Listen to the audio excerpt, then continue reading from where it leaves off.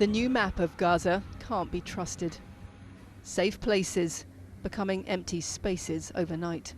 This was Bani Suhaila near Khan Yunis this morning in the south of Gaza. Our correspondent there heard people screaming for help under the rubble.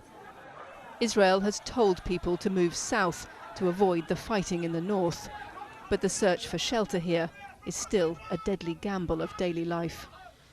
Samira Al-Khor fled south from the bombardment at Al-Shifa Hospital in Gaza City. We thought the hospital was a safe place, but it wasn't. If we'd stayed there another 5 minutes, we would have been killed. My son got injured, so I left him behind.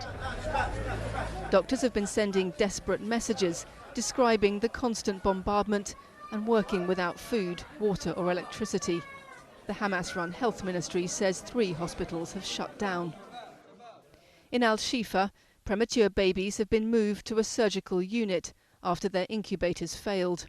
Yesterday, Israel's army said it would help move them somewhere safer. We will help the babies in the pediatric department to get to a safer hospital.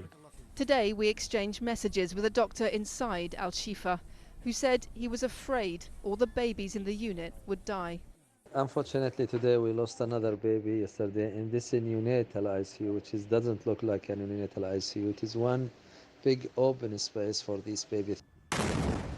Israel says Hamas uses tunnels under hospitals like Al-Shifa to plan and launch attacks. But the clock is ticking louder on its military operation as the toll on Gaza's civilians grows and negotiations continue over whether to pause the fighting to secure the release of hostages held by Hamas. Before the war, Yael helped transport sick Gazan children to hospitals in Israel. Her team has continued to ferry sick Palestinians in from the West Bank, despite growing calls here to pick a side. It's tricky because my sister's sons are there now and my best friend's sons are there now, and I'm afraid of the soldier. The soldier's like my kids, you know. So I'm praying for the soldier to come back safe, and I'm praying for the Gazan kids to be safe. And I think this war should stop as fast as we can. Gaza is locked in a daily spiral. International concern over Gazans' struggle to survive is turning Israel's military campaign into a race against time. Lucy Williamson, BBC News, Israel.